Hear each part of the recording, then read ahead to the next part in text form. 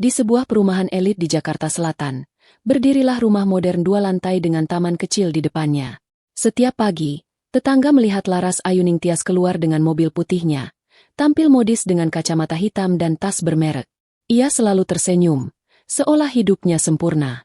Di media sosial, foto-fotonya bertebaran, makan di restoran mahal, liburan ke Bali, pesta dengan teman-teman sosialitanya. Tapi di balik layar, senyum itu hanya topeng.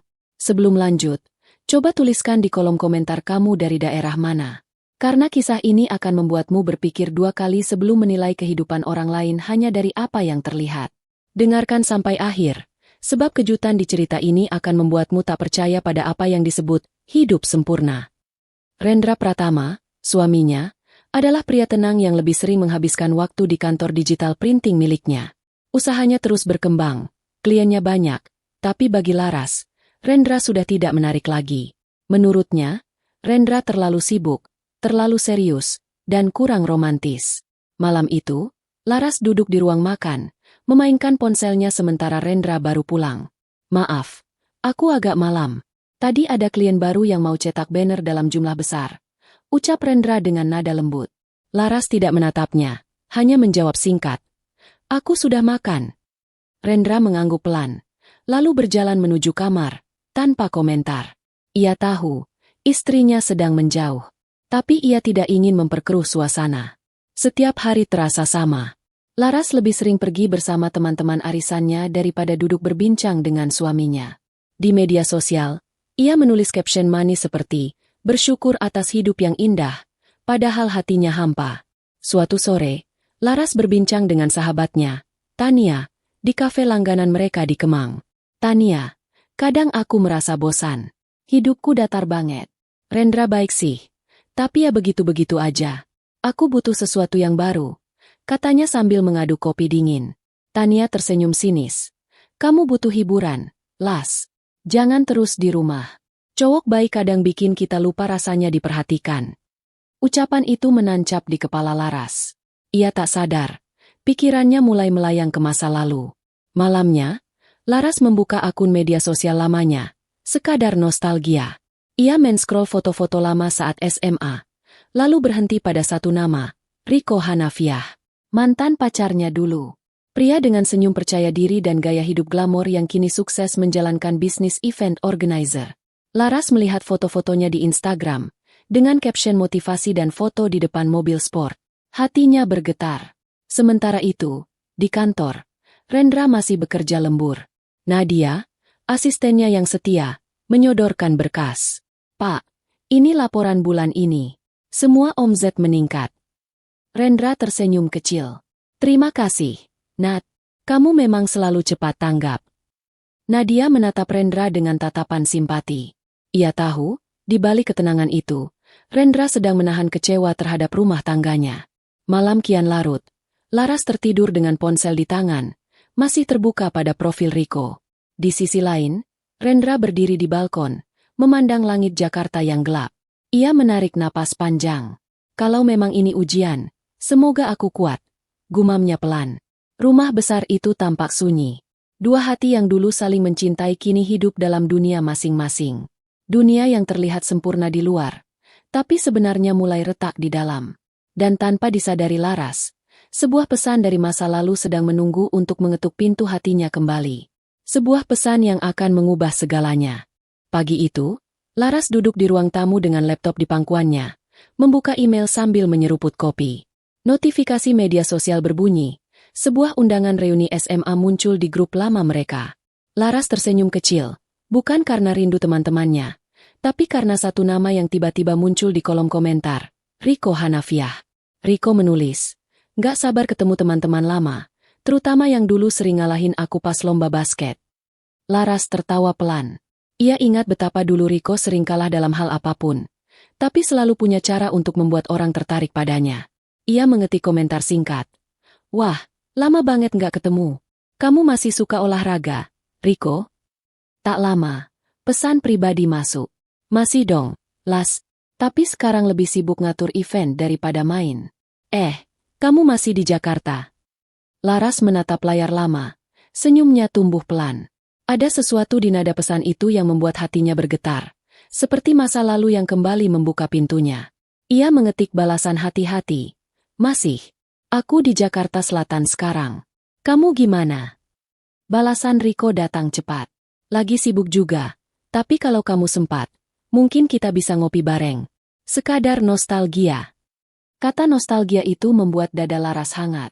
Ia menatap cermin di ruang tamunya, membenarkan rambut, lalu tersenyum pada bayangan sendiri. Dalam hatinya, ada rasa yang dulu sempat padam, kini mulai menyala kembali. Sore harinya, Laras mencoba berdandan lebih rapi dari biasanya meskipun hanya akan pergi ke supermarket. Rendra sempat memperhatikan. Kamu mau kemana, Las? Tanya Rendra sambil menutup laptop. Laras menjawab cepat. Cuma beli kebutuhan rumah, nggak lama. Rendra mengangguk pelan. Hati-hati di jalan. Ia tersenyum lembut. Tapi Laras tak menatap balik. Hatinya sudah melayang ke tempat lain. Di kafe kecil di kawasan Blok M, Riko sudah menunggu. Masih dengan senyum percaya dirinya, ia mengenakan kemeja putih dan jam tangan mahal. Laras Ayuning Tias, masih sama seperti dulu, katanya sambil berdiri menyambut. Laras tertawa kecil. Dan kamu masih suka bicara berlebihan, Riko. Mereka tertawa, tapi ada getaran yang sulit dijelaskan. Obrolan mengalir ringan, tentang masa SMA, pekerjaan, dan kehidupan rumah tangga. Rendra sibuk banget sekarang, ucap Laras akhirnya. Kadang aku merasa nggak dianggap. Riko menatapnya lama. Cowok kayak dia kadang lupa. Las, cewek sepertimu butuh didengar, bukan cuma dikasih uang.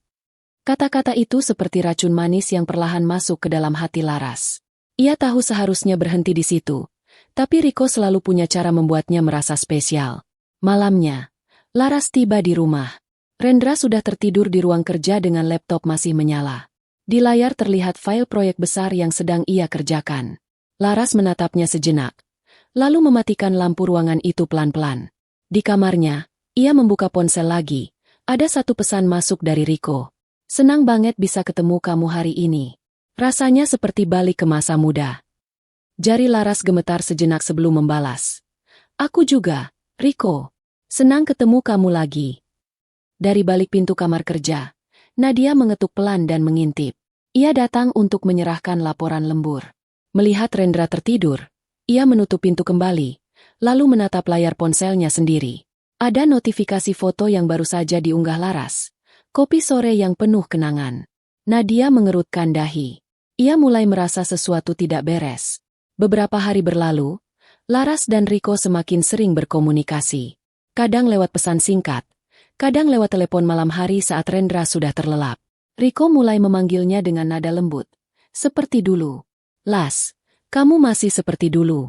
Anggun, tapi nggak bahagia. Ucapan itu menusuk hati Laras. Ia menatap langit-langit kamarnya, berusaha menepis rasa bersalah. Tapi hatinya sudah mulai goyah. Ia mulai membandingkan suami yang sederhana dengan mantan yang penuh kejutan. Dan di titik itu, benih pengkhianatan mulai tumbuh diam-diam. Laras tidak sadar. Langkahnya perlahan meninggalkan rumah yang dulu ia bangun bersama cinta, menuju arah yang sama sekali berbeda. Hari-hari Laras kini terasa lebih berwarna. Ia tersenyum lebih sering, bukan karena Rendra, tapi karena pesan-pesan dari Riko yang selalu datang setiap pagi. Kata-kata manis itu seperti obat dari rasa sepi yang selama ini ia pendam. Selamat pagi, Las. Semoga harimu seindah senyummu kemarin. Pesan itu muncul setiap hari tanpa absen. Laras bahkan sudah menanti-nantinya. Namun di sisi lain, Rendra mulai merasakan jarak yang kian lebar di antara mereka. Laras jarang menyapa, jarang makan bersama, dan lebih sering sibuk dengan ponsel. Ia tahu ada sesuatu yang berubah, tapi memilih diam. Suatu malam, saat Rendra tertidur, Laras duduk di ruang tamu dengan laptop terbuka. Di depannya, berbaris tabungan, surat tanah, dan berkas perusahaan. Ia menatapnya dengan tatapan dingin. Kalau aku cerai, aku masih berhak setengahnya, bisiknya pelan. Laras sudah berbicara dengan seorang pengacara rahasia atas saran Riko. Ia ingin semua proses berjalan cepat, seolah pernikahan ini hanya formalitas yang bisa diputus dengan dokumen. Riko menemaninya diam-diam di setiap langkah, memberikan janji yang terdengar meyakinkan. Begitu kamu bebas, Las, aku akan menikahimu. Aku janji, hidup kita akan lebih berwarna dari sebelumnya. Kata-kata itu membuat Laras yakin. Ia mulai mengumpulkan dokumen untuk proses cerai dan bahkan menemui notaris untuk menanyakan tentang harta Gonogini. Semua dilakukan tanpa sepengetahuan Rendra. Di sisi lain, Rendra mulai memperhatikan gerak-gerik istrinya. Malam-malamnya terasa semakin sunyi. Suatu malam, ia melihat Laras sedang menulis sesuatu di ruang tamu. Rendra pura-pura turun untuk mengambil air. "Kamu belum tidur?" tanyanya pelan. Laras tersentak sedikit, lalu menutup laptop cepat-cepat. "Cuma urusan arisan, kok." Rendra menatapnya lama, tapi tetap tersenyum. "Jangan tidur terlalu malam. Kesehatanmu lebih penting." Setelah Rendra kembali ke kamar, Laras menarik napas lega. Ia tak tahu, senyum lembut suaminya malam itu bukan tanpa makna. Beberapa hari kemudian, Rendra memutuskan untuk berbicara dengan Nadia, asistennya yang sudah ia anggap seperti adik sendiri. "Nat, aku minta bantu urus pemindahan nama beberapa aset. Aku nggak mau semua masih atas namaku." Nadia sempat kaget. "Ada masalah, Pak?" Rendra hanya menjawab singkat. "Belum tentu, tapi aku mau berjaga-jaga." Nadia menatap Rendra lama. Ia tahu, ada sesuatu yang lebih besar dari sekadar urusan bisnis. Sementara itu, Lara semakin larut dalam rencananya. Ia mempersiapkan segala kemungkinan. Ia bahkan sudah menyiapkan apartemen kecil yang disewa atas namanya sendiri. Riko membantu membayarnya, seolah ingin menunjukkan kesungguhan cintanya. Suatu sore, Laras bertemu Riko di lobi hotel tempat mereka biasa bertemu untuk berdiskusi. "Semua hampir siap," ucap Laras dengan nada lega. "Begitu surat cerai keluar, aku bisa lepas dari semuanya." Riko tersenyum dan menggenggam tangannya. "Kamu akan punya kehidupan baru, Las. Aku janji." Namun dalam hati Riko, ada ambisi lain. Ia tahu, jika Laras berhasil membawa sebagian harta dari Rendra, maka sebagian itu juga bisa ia nikmati. Ia tersenyum samar, menyembunyikan niat yang tak sepenuhnya tulus. Malamnya, Rendra memandangi wajah Laras yang tertidur di sampingnya. Wajah yang dulu selalu ia kagumi kini tampak asing. Dalam diam, Rendra menatap langit-langit dan berdoa pelan. "Ya Allah, jika dia bukan untukku lagi, ajarkan aku cara melepas tanpa dendam. Tapi biarkan aku menjaga diriku dari niat yang tak jujur." Waktu terus berjalan. Lara semakin mantap dengan rencananya, tanpa tahu bahwa suaminya juga sudah diam-diam menyiapkan langkah besar yang tak pernah ia bayangkan. Di antara dua rencana yang saling berseberangan itu, satu hal pasti, hanya satu yang akan menang. Dan permainan ini baru saja dimulai. Pagi itu, suasana rumah masih sama seperti biasanya, tenang tapi dingin. Laras sibuk memilih baju di depan cermin, memeriksa tampilan rambut dan parfum yang ia pakai. Rendra berdiri di dekat pintu, memperhatikannya tanpa banyak bicara. Dalam hati, ia tahu perempuan di depannya bukan lagi Laras yang dulu menemaninya berjuang dari nol. Ada jarak yang tidak bisa dijembatani kata-kata. "Las, nanti malam aku ada rapat di kantor pusat," ucap Rendra pelan sambil merapikan kemejanya. Laras hanya menatap sekilas. "Ya, nggak apa-apa. Aku juga keluar. Ada acara sama teman." "Teman yang mana?" "Ya, teman arisan," jawabnya cepat sambil tersenyum tipis. Rendra hanya mengangguk. Tapi di balik tenangnya, pikirannya sedang berjalan jauh. Siang itu, di kantor digital printing miliknya, Rendra duduk bersama Nadia. Di hadapannya, berkas-berkas penting menumpuk, sertifikat rumah, rekening perusahaan, dan surat kepemilikan saham. "Nat, mulai hari ini, aku mau semua aset yang atas namaku dialihkan," ucapnya tenang. Nadia menatapnya kaget. "Dialihkan, Pak? Ke siapa?" Rendra tersenyum tipis. "Ke adikku, Reza. Dan sebagian atas nama perusahaan baru yang kamu bantu kelola nanti." "Perusahaan baru?" tanya Nadia heran. "Iya, aku nggak mau semua hartaku berada di satu tangan. Aku hanya ingin memastikan kalau sesuatu terjadi, semua tetap aman." Nada suaranya lembut, tapi matanya tegas. Ia bukan pria yang kalah. Ia hanya memilih diam, mengatur strategi tanpa perlu bicara keras. Beberapa hari berlalu, semua proses berjalan cepat. Rendra menandatangani dokumen satu persatu tanpa keraguan. Ia bahkan membuka rekening baru atas nama adiknya, memastikan seluruh dana usahanya berpindah secara legal. Tak ada satupun yang mencurigakan, karena semua dilakukan dengan rapi dan sah di mata hukum. Nadia membantu mengurus semuanya tanpa banyak bertanya. Tapi di matanya, ada kekaguman terselubung. Ia tahu, Rendra bukan hanya cerdas, tapi juga bijak. "Pak," ucap Nadia pelan, "kalau saya boleh jujur, seandainya semua istri tahu seberapa dalam kesabaran Bapak, mungkin gak ada yang sanggup meninggalkan." Rendra hanya tersenyum. "Nat, setiap orang punya jalan hidupnya masing-masing. Aku cuma ingin belajar menerima, tanpa kehilangan harga diri." Sore itu, Rendra duduk di ruang kerjanya sendirian.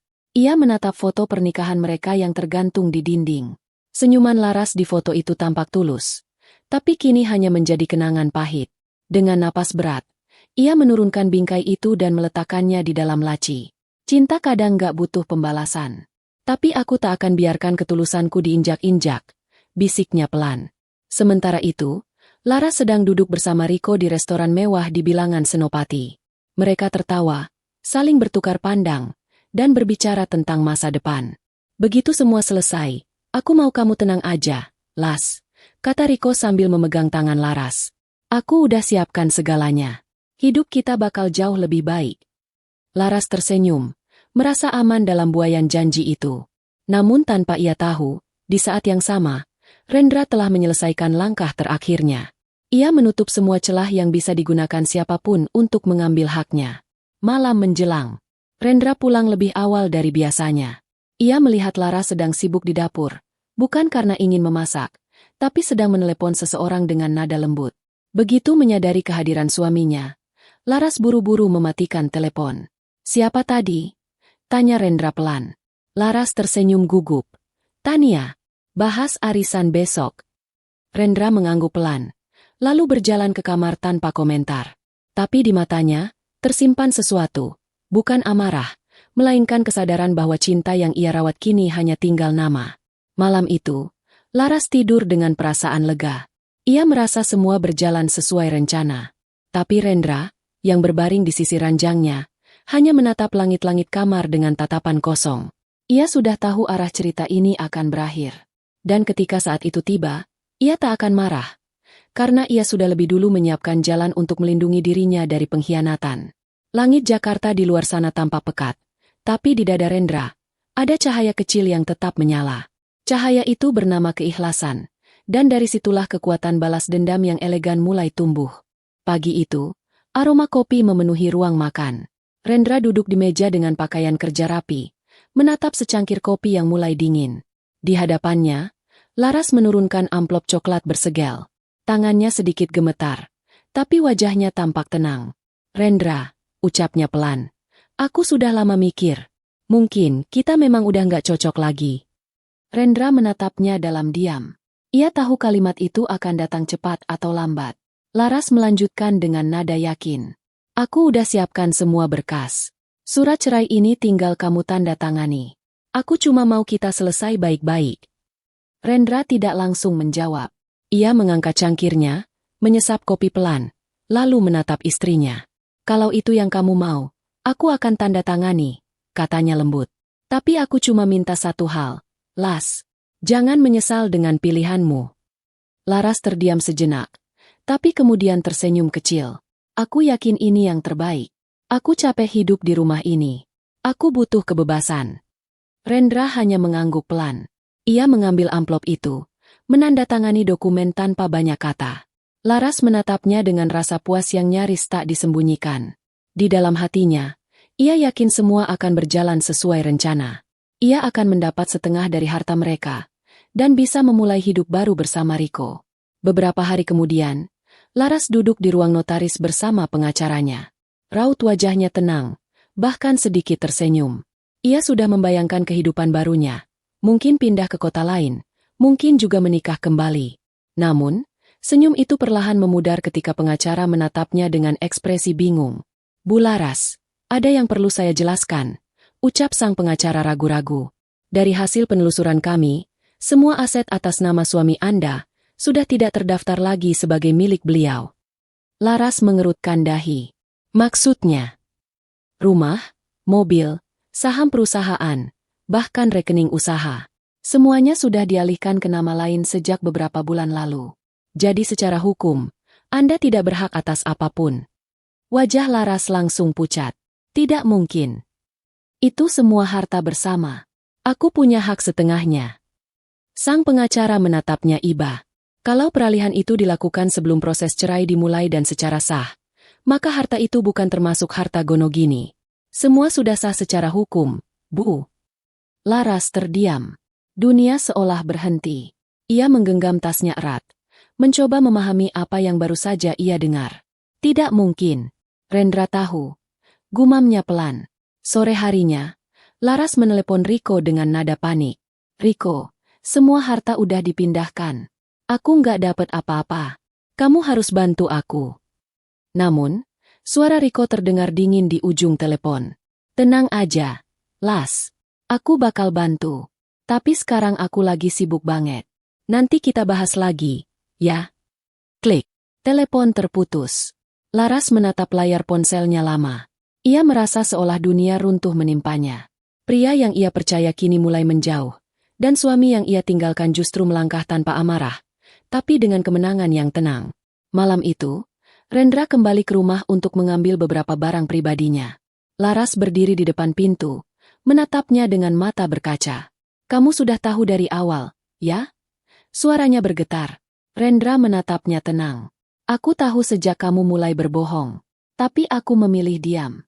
Aku hanya tidak mau membalas dengan cara yang kotor. Air mata Laras jatuh tanpa bisa ditahan. Jadi semua ini, kamu rencanakan. Rendra menggeleng. Tidak, Las. Aku hanya melindungi apa yang sudah aku bangun. Kamu yang memilih menghancurkannya sendiri. Ia menatap Laras sekali lagi. Tatapan yang dingin tapi penuh makna. Lalu ia berjalan pergi tanpa menoleh. Laras hanya bisa berdiri di ambang pintu, menggenggam amplop cerai yang kini terasa seperti hukuman. Di luar sana, langit Jakarta mendung. Angin sore berembus pelan, membawa pergi sisa-sisa kebanggaan yang dulu Laras banggakan. Ia kehilangan segalanya dalam satu langkah yang ia yakini benar.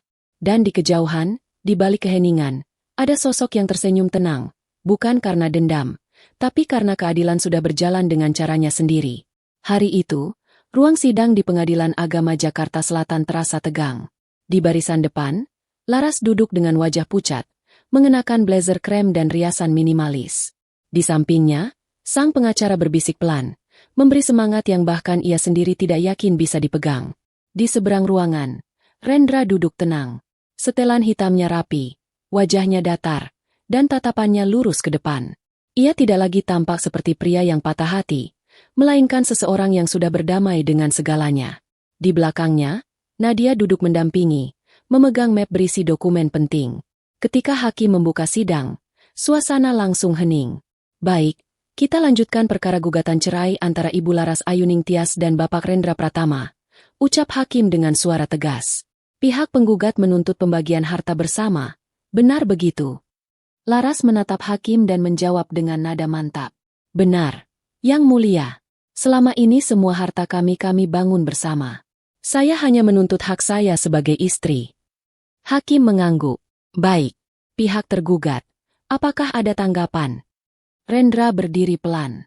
Ada, Yang Mulia.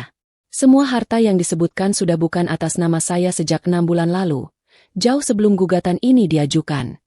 Bisik-bisik kecil terdengar dari kursi pengunjung sidang. Laras menatap Rendra dengan ekspresi tidak percaya.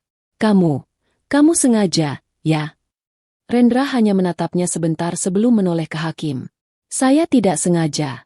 Saya hanya memindahkan aset untuk menjaga keberlangsungan bisnis saya. Semua tercatat dan sah di notaris. Tidak ada yang saya sembunyikan. Hakim meminta bukti dokumen. Nadia berdiri, menyerahkan map dengan tenang. Di dalamnya, ada salinan sertifikat, rekening korporasi, dan surat peralihan saham.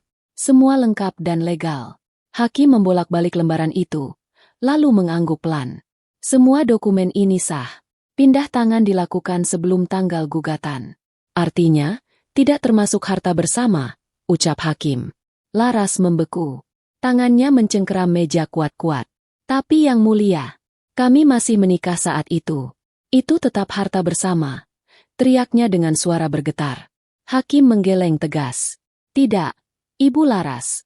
Berdasarkan hukum, Selama peralihan dilakukan dengan bukti sah dan tidak melanggar undang-undang, maka itu bukan termasuk harta Gonogini. Kata-kata itu menghantam Laras seperti petir di siang bolong. Pandangannya kabur. Ia menatap ke arah Riko yang duduk di belakang ruangan. Pria yang dulu meyakinkannya bahwa semua akan berjalan mudah. Tapi yang ia dapat hanyalah pandangan dingin penuh ketakutan. Riko menunduk, pura-pura sibuk dengan ponselnya. Hakim kemudian melanjutkan. Dengan demikian, tuntutan pembagian harta ditolak. Perceraian dikabulkan sesuai kesepakatan. Ketukan palu menggema, menandai berakhirnya sidang. Laras menunduk lemas. Semua yang ia rencanakan runtuh dalam sekejap. Rendra berdiri pelan, menatap Laras untuk terakhir kalinya. Aku sudah tanda tangani surat cerai. Las, kamu bebas, seperti yang kamu mau. Suara Rendra lembut, tapi di telinganya terdengar seperti pisau yang menembus hati. Riko mencoba mendekat, tapi Laras menepis tangannya. Kamu bilang semuanya akan baik-baik saja. Kamu bilang aku bakal aman. Riko menarik napas panjang. Las, tenang dulu. Kita cari jalan lain, ya? Aku juga lagi ada masalah keuangan. Makanya aku nggak bisa bantu banyak. Kamu cuma manfaatin aku, ya? Laras berteriak. Suaranya pecah. Tapi Riko hanya menggeleng samar dan berjalan pergi meninggalkannya di lorong pengadilan yang dingin. Di sisi lain, Rendra melangkah keluar bersama Nadia. Ia tidak menoleh sedikit pun. Tapi ketika sudah di luar, ia menarik napas panjang, seolah baru saja melepas beban yang selama ini menindih dadanya. Nadia menatapnya dengan mata berkaca. Pak, akhirnya selesai juga. Rendra tersenyum tipis. Selesai untukku, Nat. Tapi untuk dia, mungkin baru mulai. Langit siang itu mendung, tapi di hati Rendra ada ketenangan yang belum pernah ia rasakan sebelumnya. Ia tidak marah, tidak pula bangga. Ia hanya bersyukur karena bisa melewati semuanya tanpa kehilangan dirinya sendiri. Sementara Laras berdiri sendirian di depan gedung pengadilan, memandangi langit yang mulai gelap. Air matanya jatuh, bukan karena kehilangan cinta, tapi karena kehilangan segalanya. Harga diri, harta, dan kepercayaan yang dulu ia sia-siakan. Di dalam hati kecilnya, ia mulai sadar, tidak ada kemenangan yang datang dari pengkhianatan. Beberapa bulan setelah perceraian, kehidupan Laras berubah drastis. Rumah megah di Jakarta Selatan kini bukan lagi miliknya. Ia tinggal di apartemen kecil di bilangan Kalibata. Sewaannya pun dibantu oleh Riko, meski pria itu mulai jarang muncul. Dulu, setiap pagi ia disibukkan dengan make-up dan jadwal arisan. Tapi kini, setiap hari ia bangun dengan perasaan cemas dan dompet yang makin menipis. Riko berjanji akan segera mengajaknya menikah. Namun kata-kata itu tinggal janji. Bisnis event organizer milik Riko ternyata sedang kacau. Ia mulai sering marah, bahkan menghindari Laras dengan alasan sibuk.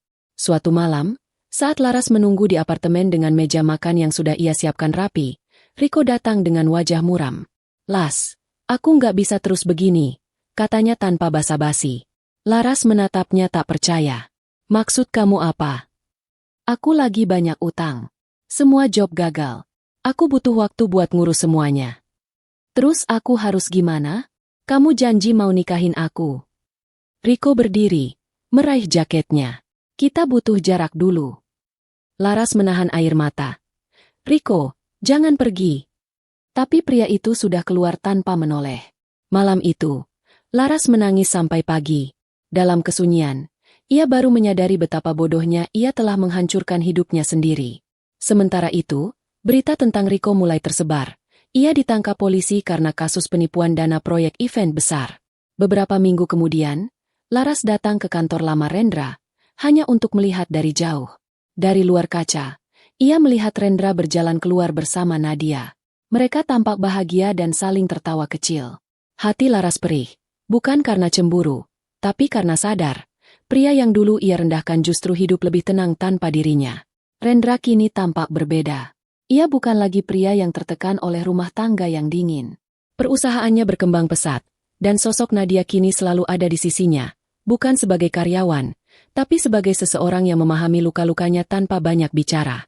Suatu siang, Laras nekat mendatangi Rendra. Ia berdiri di depan lobi dengan langkah gemetar.